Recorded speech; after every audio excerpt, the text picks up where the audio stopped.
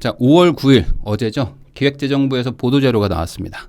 다주택자 양도소득세 중과 한시 배제 등 소득세법 시행령을 개정하겠다. 이 시행령이라는 거는 대통령령이기 때문에 대통령이 바꾸면 되는 겁니다. 이건 이제 의회랑은 상관없는 데인데, 이 개정 배경은 당연히 지금 대통령인 윤석열 정부에서 공약을 발표한 게 있기 때문에 그거에 맞춰가지고 개정을 한다는 거겠죠. 기존에는 약간 규제 일변도에 그리고 좀 세금 중과형 그런 정책들을 썼다면은 새로운 정부에서는 그런 것들을 조금 완화하겠다라고 한 게 있잖아요. 그거에 맞춰가지고 발표가 됐는데 하나씩 좀 설명을 해보겠습니다. 개정 배경은 뭐 딱히 볼 필요는 없을 것 같아요. 왜냐하면 앞으로 어떻게 바뀌느냐가 더 중요한 거니까. 그러면 지금 개정사항 중에 1번은 이거예요. 다주택자에 대한 양도세 중과를 1년간 한시 배제. 요거는 다들 알고 계시잖아요. 지난 영상에서도 제가 설명도 했었고 1년 동안은 이제 다주택자 중과를 빼주겠다 라고 한 거는 공약에도 있었는데, 요게 지금 세부 디테일들이 좀 더 있어요. 그래서 이거는 좀 설명을 해야 될 필요가 있거든요.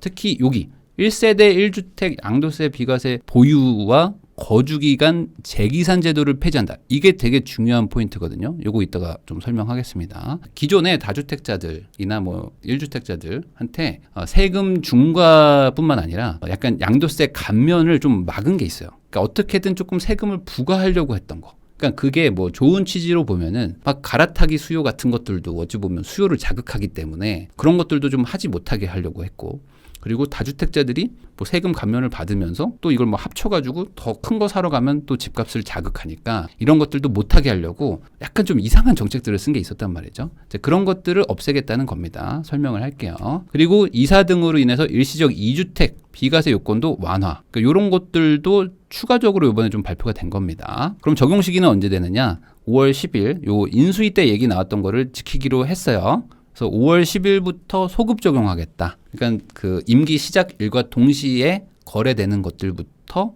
양도세 감면이 된다는 거죠.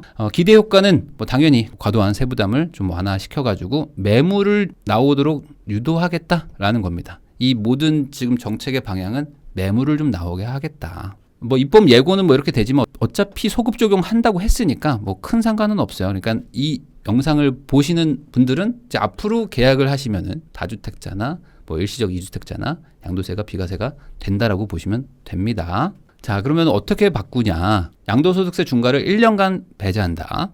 자, 그러면 지금은 이주택자, 특히 이제 규제 지역 안에 있는 이주택자들은 20%를 추가로 세금을 붙이죠. 그리고 3주택자들 이상은 30%를 붙입니다. 근데 기본 세율이 6에서 45이기 때문에 이렇게 하면 65고 이렇게 하면 75잖아요. 75%의 세금.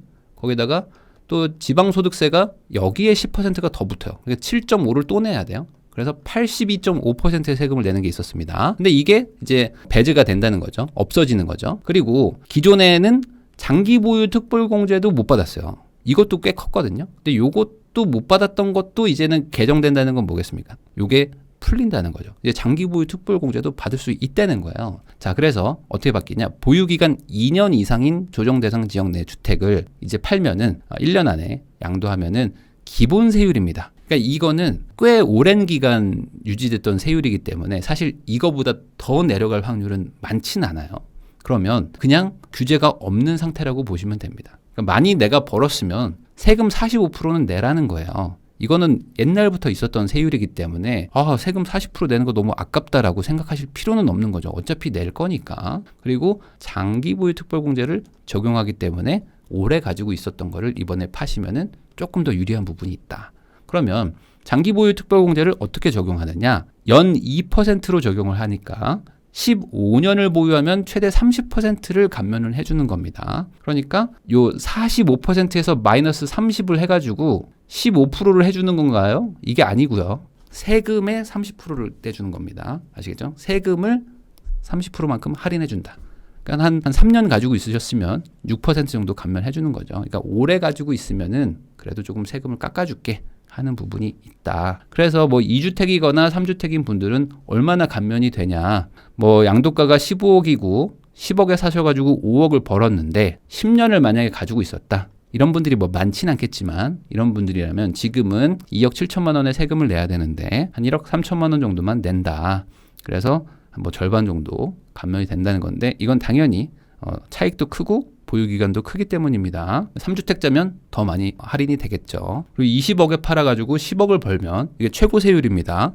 그러면 45%를 내야 되는데 현행은 중과를 하니까 뭐 5억 8천까지 뭐 낸다면 이게 뭐 2억 5천까지 줄어든다 이겁니다. 그러니까 장기 보유하면 조금 더 늘어나는 건 맞지만 그런 분들이 많지는 않으니까 대부분 한 20%에서 30% 정도는 세금이 감면된다라고 보시면 큰 문제는 없을 것 같아요. 그래서 기대 효과를 보면은 결국에 다주택자들한테 과도한 세부담을 주기 때문에 이 사람들이 물건을 쥐고 안 파는 거 아니냐. 그러면은 매수를 하려는 무주택자분들 입장에서는 매물이 적어지니까 가격이 더 올라가는데 그런 것들을 조금 완화를 시켜주면 시장에 매물이 많이 나와서 그래도 지금보다는 조금 더 사기가 좋아질 것이다 라는 거를 기대하는 겁니다. 그리고 이거가 중요한 부분인 것 같은데 지금은요 이것도 많이 바뀌어서 이렇게 된 거긴 한데 7년 8월 3일 이후 조정대상 지역 소재 주택 취득분에 한해서 적용하는 건데 사실상 뭐 이게 지금 5년 전 얘기이기 때문에 대부분 지금 뭔가 문제되는 분들이 다 해당된다고 보셔도 뭐 무방합니다. 근데 그런 분들이거나 1주택이어도 아니면 다주택자인 경우는 마지막 한 집 있죠. 마지막 최종 1주택인 집을 남겨놓고 나머지를 팔 수도 있잖아요. 그러면 과거에는 어땠냐면 요 마지막 집 하나는 비과세를 받았어요. 그래서 옛날에는 내가 좋은 집 하나 가지고 있고 작은 집들 조금 뭐 싼 집들 여러 개 가지고 있으면 얘네들을 먼저 정리하고 마지막 요 1억이라고 해야 될까? 마지막 요거 하나를 제일 큰 걸 남겨놨다가 얘를 정리하면서 비과세를 받았었단 말이죠. 근데 그거를 막았어요. 문재인 정부에서 야 그렇게 하는 거가 있다. 그러니까 저거까지 세금 부과를 해야 된다. 그래서 마지막 물건이 1주택이 되면 바로 팔면 비과세를 안 해주고 자 1주택이 된 순간부터 다시 2년간 거주하고 2년간 보유하는 걸로 기간을 리셋을 했었어요.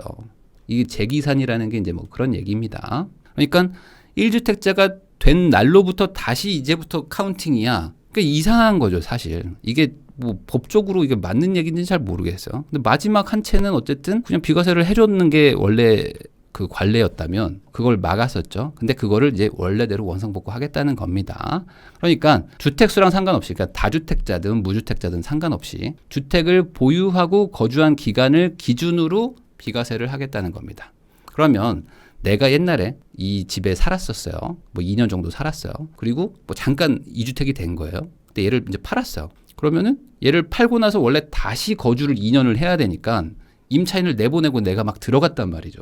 그래서 생각보다 많은 이 서울이나 수도권에 좀 괜찮은 아파트들에 주인들이 막 들어와서 살았어요. 미안한데 좀 나가줘요. 내가 들어가서 살아야 돼. 나 비과세 때문에 들어가서 살아야 돼. 라고 하면서 막 임차인들을 막 내보내고 들어갔단 말이죠. 그런 일들을 이제 안 해도 되는 거죠. 옛날에 내가 한번 살았던 적이 있으면 2년 거주를 만약에 했었다면 굳이 더 들어가서 살 이유는 없다. 그러니까 어차피 예전에 2년 거주했었고 보유는 당연히 2년 했을 테니까 마지막 한 집은 바로 팔아도 된다는 겁니다. 자, 그래서 이거를 뭐 이렇게 그림으로 좀 그렸는데 이게 위에 건데 이게 지금 기존인데 이건 뭐 생각 안 하셔도 될 것 같아요.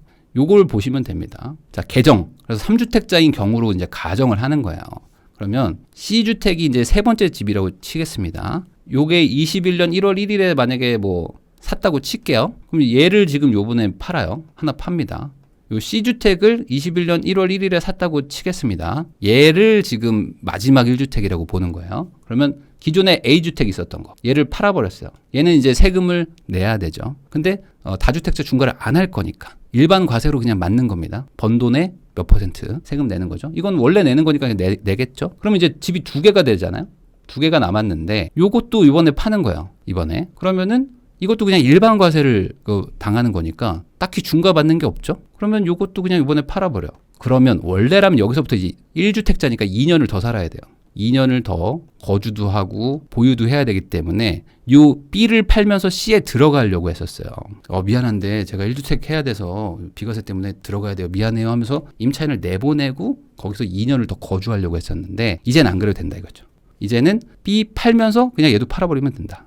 1주택자가 되는 순간 너 2년 거주했었어? 예, 제가 옛날에 했었습니다. 그래? 그럼 당연히 보유도 했겠네? 네, 맞습니다. 그러면 너는 요거는 비과세야. 자, 그러면 이게 어떻게 이제 영향을 줄 거냐면요. 잘 보세요. 지금 이제 3주택자거나 뭐 2주택자거나 이런 분들 있잖아요. 이런 분들 입장에서는 두세 개를 한 번에 정리할 수도 있어요. 한 번에. 어차피 기본 세율을 내야 되기 때문에 그래? 저거 팔고 그럼 나 1주택 됐는데 나 이거 2년 살았잖아. 그러면 B 팔면서 C까지 같이 팔아버리면 어떻게 되죠? 현금이 이제 목돈이 생기는 거잖아요. 그러면 갈아타기를 할 수 있는 상황이 오는 거죠. 갈아타기를 할 수 있다. 그러니까 내가 지금 더 좋은 집에 가려고 하는 분들도 많단 말이죠. 1주택자, 2주택자 분들 중에는 더 좋은 집 가고 싶어. 근데 이런 분들이 여기에 얽매여 있었던 분들이 많아요. 거주 기간을 못 채웠거나 뭐 보유 기간을 못 채웠거나 뭐 이런 분들도 있었단 말이죠. 근데 그런 걸 어쨌든 풀어주니까 훨씬 유리해지는 거다. 이게 가장 큰 차이인 것 같아요. 그래서 기대 효과는 세제 정상화, 그리고 매물을 많이 나오게 한다. 왜냐면 이것 때문에 B와 C가 팔리는 거잖아. 그리고 A도 팔리는 거잖아. A, B, C가 다 팔릴 수 있는 거죠. 어찌 보면은 옛날 같았으면은 얘네들을 다 쥐고 있는데 다주택자들이. 근데 이걸 어떻게든 내놓으면 물건들 중에는 무주택자분들이 나 이거 사고 싶었는데 매물이 나오네라고 하면서 거래가 되니까. 그러면서 조금 수요가 조금 좀 감소할 수 있는 거죠. 지금처럼 너무 압력이 높은 거를 좀 줄이겠다는 겁니다. 그래서 2년 보유 거주한 경우는 1주택이 된 시점에 즉시 비과세다. 요거를 기억하시면 됩니다. 즉시 비과세. 그러니까 2주택인 거 팔고 바로 또 팔아버려도 상관없다.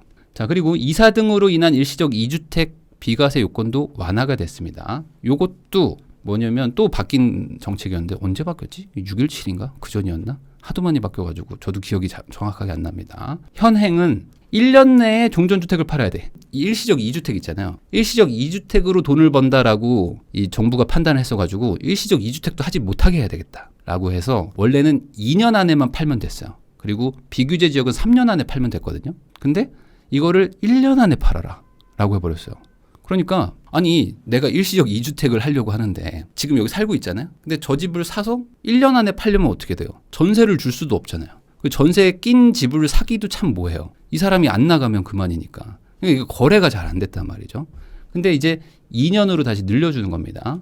그러니까 최소한 여기에 세입자가 있으면 전세가 2년이니까 그럼 한 1년 9개월, 1년 10개월이 나온 물건도 이제는 살 수 있는 거야. 사서 이 사람 나갈 때 내가 들어가면 되는 거죠. 그러니까 요 부분도 분명히 이제 거래를 조금 더 할 수 있게 해주는 거죠. 왜냐면 내가 저 집을 사야 이 집도 누군가한테 팔 거잖아요. 그러니까 이렇게 시장을 조금 더 움직이게 하겠다는 거라고 생각하시면 돼요. 그리고 세대원 전원 신규주택에 전입신고도 해야 돼요. 그러니까 투자 목적으로 2주택을 이용하는 사람들이 있더라 라고 생각해서 이것도 규제를 한 거였거든요. 그러니까 진짜 1주택자들만 있어라 라는 거예요. 그러니까 다들 움직일 수가 없었잖아요, 그동안. 근데 이제는 이렇게 일시적으로 잠깐씩 이렇게 어쩔 수 없이 2주택 되는 것도 조금 유연하게 풀어줄 테니까 굳이 뭐 거기 뭐 전입신고하고 뭐 그렇게까지 안 해도 돼 라는 겁니다. 그러니까 이제 간단하게 정리하면은 2년 정도 전세 끼고 사는 것도 가능하다. 이거는 현실적인 문제인 거죠. 그 안에 세입자가 있는 집들이 많으니까.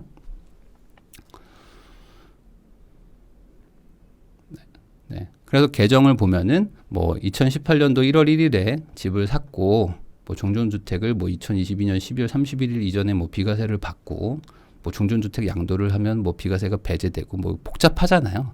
근데 그냥 가장 쉽게 생각하면은 이제는 전세 끼고 집을 사도 된다라고 생각하시면 큰 차이는 없다라고 보시면 됩니다. 그래서 기대 효과는 현실 여건에 맞게 충분한 매도 기한을 줄 수 있다. 세입자가 있는 집을 사지 못하던 기존의 그 규제를 풀어준 겁니다. 이제는 세입자가 있는 집도 살 수 있다. 납세자 편의 도모. 그러니까 뭐 집도 이거 너무 규제가 타이트하다 보니까 뭐 이도저도 못하던 것들을 조금 풀어주겠다. 그래서 요거 때문에 앞으로 조금 거래가 되긴 될 거예요. 네, 그리고 특히 이제 갈아타기 수요들이 조금 움직이기 시작할 겁니다. 그래서 무주택자분들 입장에서는 이제 집을 살 수 있는 기회가 그래도 지금보다는 좀 늘어나는 거고, 그리고 1주택자들 입장에서도 어떤 다주택자들이 파는 물건이 나한테는 되게 좋은 집일 수도 있잖아요.